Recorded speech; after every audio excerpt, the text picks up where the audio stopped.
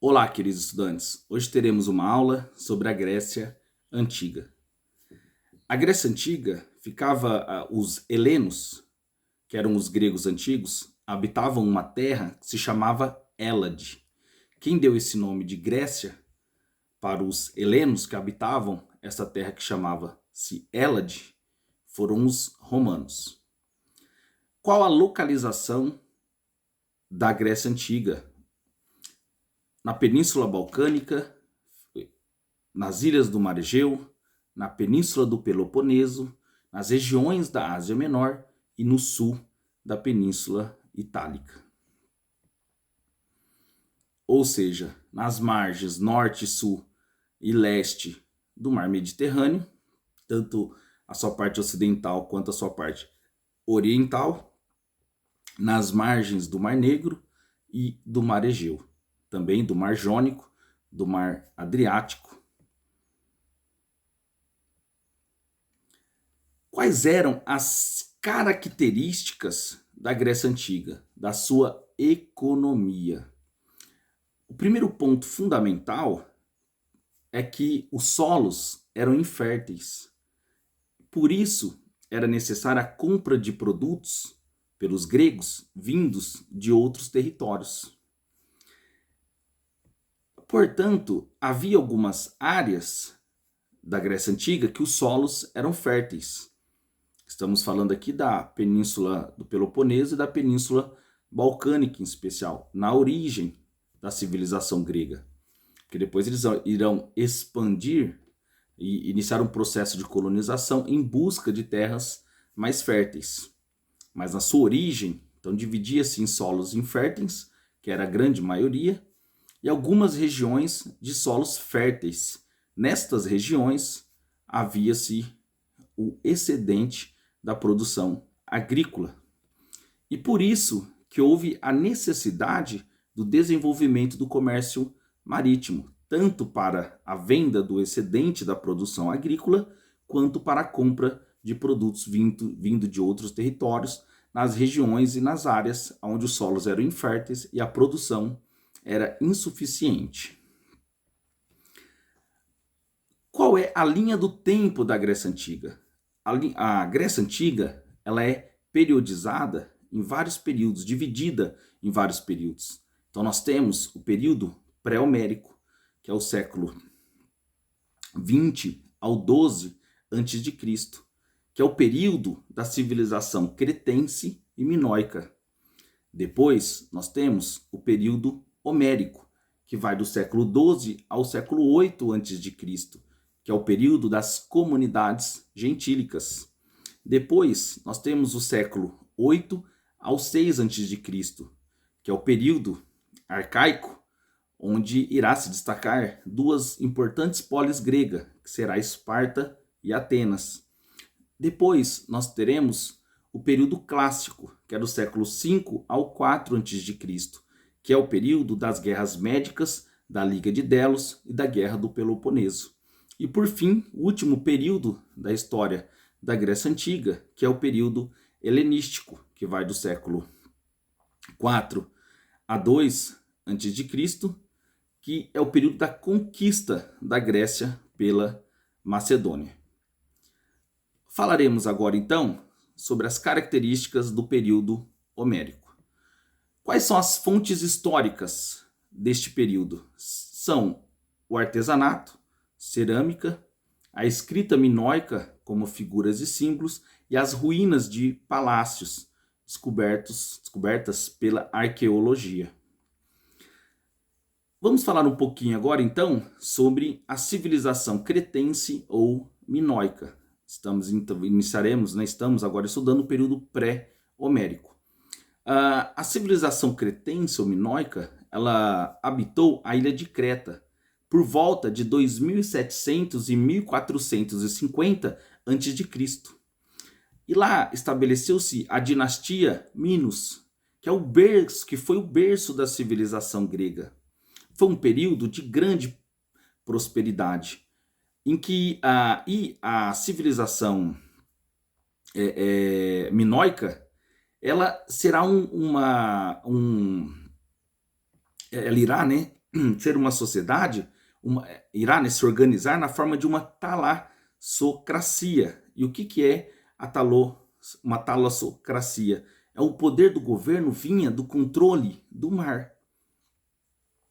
E isso é muito importante porque a ilha de Creta, ela fica numa posição estratégica. E como eles tinham excedente de produção, tornou-se um posto de troca de mercadorias e de intenso contato com diversas civilizações, promovendo um intenso intercâmbio cultural. Então, importante ressaltar que a civilização cretense ou minoica, ela foi uma civilização pacífica e, portanto, né, acabou sendo alvo dos povos indo-europeus, em especial dos aqueus, que dominaram centros importantes e desestruturaram a cultura cretense. Então, os povos indo-europeus, que eram povos originários da Ásia Central, que a partir do final do Neolítico se expandiram para a Europa, a Pérsia e a Índia. E esses clãs possuíam línguas idênticas que se ramificaram. Por exemplo, então, o tronco linguístico indo-europeu deu origem a várias famílias e línguas, como a latina, a celta, a eslava, a germânica, o latim, que acabou depois se ramificando, dando origem ao português, ao espanhol, ao francês, o celta, que deu origem ao bretão, o irlandês, o gaulês, a língua eslava, que deu origem ao russo, o polonês, o tcheco, e a germânica, que deu origem ao inglês, o holandês, o alemão. Então, por volta de 2000 a.C. a 1200 a.C., eles acabaram migrando para a Península Balcânica. E dominaram toda essa região.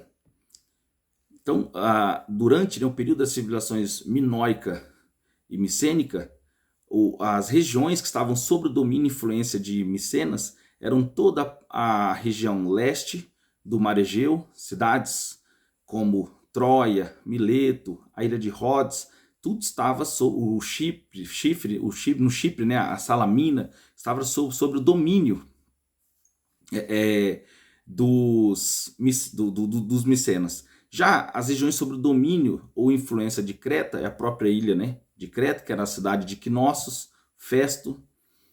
E importante falar que os micenas também, a parte oeste, ou a região oeste da península, né, do Peloponeso, a cidade onde ficava Micenas, também na Grécia continental, onde ficava Atenas, inclusive na Península Itálica, no sul da Península Itálica e na região e numa parte central, próximo, né, da planície do Lácio, toda essa região foi dominada pela civilização micênica, né, ou pelos micênicos.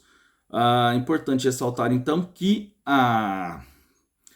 Creta influenciava mais mesmo a ilha de Creta, né, do que outras regiões. A civilização micênica dominou uma região muito mais ampla.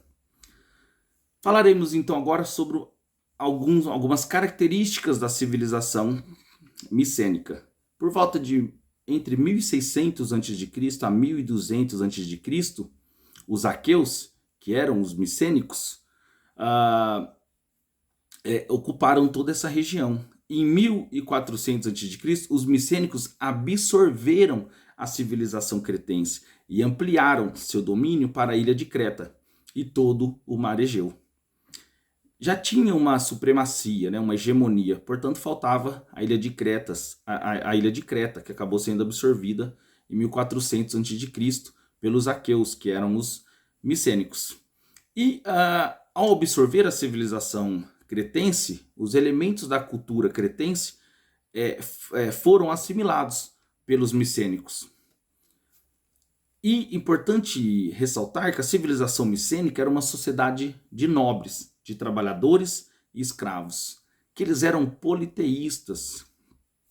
Eles tinham vários deuses, entre eles, né, Zeus. As cidades eram muradas para proteção. Era uma sociedade militarizada e que desenvolveram uma hegemonia do comércio marítimo e sofreram as invasões de povos indo-europeus. Então, a civilização micênica, entre, né, as principais cidades, entre 1550 a 1050 a.C. da civilização, né, da Grécia micênica ou da civilização micênica, nós tínhamos Tebas, Atenas, Micenas, Pilos, Tirinto, Orcomeno, Glá, Knossos, entre outras. Falaremos agora sobre as invasões dos índios europeus. Os aqueus foram os primeiros a ocupar a Península Balcânica entre 2000 a.C. e 1700 a.C. Eles fundaram a cidade de Micenas, que se tornou o berço da civilização creto-micênica. Depois nós temos os eólios, que ocuparam a região da Tessália entre 1700 a.C. e 1400 a.C. Uma das cidades mais importantes que fundaram foi Tebas. Depois teremos os jônios, que fixaram-se na região da Ática por volta de 1400 a.C., onde fundaram a cidade de Atenas. E temos os dórios, que foram os último povo indo-europeu a migrar para a Península Balcânica. Eram essencialmente guerreiros. Eles chegaram à região por volta de 1100 a.C., contribuindo para a destruição da civilização creto-micênica. A escrita desapareceu e a política e a economia desorganizaram-se. Como vocês podem observar, então os povos indo-europeus não eram um único povo, eram vários povos que ocuparam essa região, que foram os jônios, os eólios, os dórios e os arcádios. E o que foi a primeira diáspora grega? A primeira diáspora grega foi causada pelas invasões dóricas. Então, a população migrou para ilhas do Mar Egeu e litoral da Ásia Menor. Então, e o que significa uma diáspora? É uma dispersão, uma migração para diversos lugares. E assim, só para ressaltar algumas rotas, então os gregos migraram para o Oriente Médio, para a Ásia Menor, foram para o Chifre, para a Fenícia, para o Egito, para o sul da Itália e para a Sicília, foram para a Lacônia, para a Messênia, ou seja, a migração se deu em todas as direções em volta do Mar Egeu, do Mar Negro e do Mar Mediterrâneo, principalmente. Então, para o Mediterrâneo Oriental, né, como por exemplo para a ilha de Chipre, e para o Mediterrâneo Ocidental, como para a ilha da Sicília. Então, esse foi os principais acontecimentos e as principais características da Grécia pré-homérica, que é o primeiro período da história da Grécia Antiga. Falaremos agora sobre o período homérico. Quais são as fontes históricas do período pré-homérico? Estão nas obras do poeta grego Homero, a Ilíada e a Odisseia. Por isso, inclusive, que esse período chama-se período homérico. Foi o período das comunidades gentílicas, que era composta por famílias ou clãs de parentes consanguíneos e seus dependentes, que eram escravos ou homens livres. E a base da produção agrícola, a base, né, da produção agrícola, ou seja, era uma sociedade agrícola, principalmente, que consumiam os seus próprios produtos. Importante falar sobre esse período que não existia propriedade privada. Então, inicialmente, essas comunidades gentílicas eram então organizadas na forma de gênos. E para explicar melhor então esses gênos, o que eram as comunidades gentílicas? Tinha o pater. O pater, ele era o chefe comunitário, ele era o mais velho, ele era o responsável por coordenar o grupo e fazer com que a convivência fosse harmoniosa. Ele tinha uma função tanto jurídica, administrativa quanto religiosa. Portanto, essas comunidades gentílicas, ou o sistema gentílico, entram em decadência por vários fatores, né, no período homérico. O primeiro, o crescimento populacional, dificuldades para sustentar a população. As técnicas agrícolas foram pouco desenvolvidas, então surgiu a necessidade da busca de terras férteis. E aí começa então de expandir, né, a quantidade de terras férteis disponíveis. Então nós temos o período de expansão. Então, esse período é marcado por um combate entre os genos e também por uma unificação entre os genos.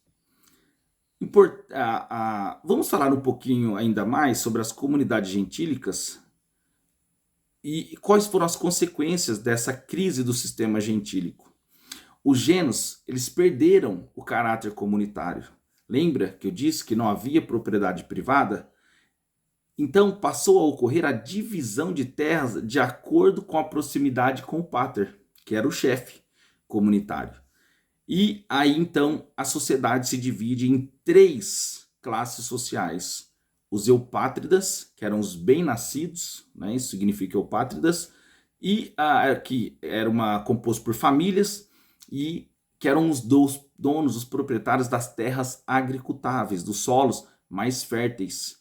Depois, essa era a classe social mais alta, ficar no topo da pirâmide social. No meio da pirâmide ficavam os georgoi, que eram os agricultores, que ficavam com as terras restantes, geralmente as terras pouco férteis, né, ou inférteis. E por fim, na base da pirâmide, nós tínhamos os tetas, que eram os marginalizados ou excluídos. Então, uma sociedade comunitária passou então a se dividir em 3 classes sociais: eupátridas no topo, georgoi no meio e os tetas na base da pirâmide. E depois da primeira diáspora grega, em busca dessas terras mais férteis, ocorrerá a segunda diáspora grega, que foi a dispersão da população marginalizada, dos tetas. Então, a população migrou para o Mar Negro, e para a Península Itálica e para a Sicília.